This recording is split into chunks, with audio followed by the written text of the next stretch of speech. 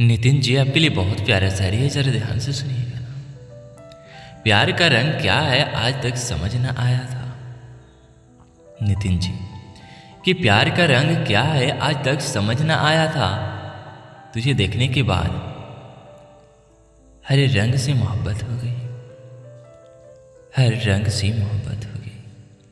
I love you Nitin ji, हमें आपसे बहुत प्यार है जी, और पता नहीं इतनी मोहब्बत कैसे हो गई है आपसे। आई लव यू मेरी जान।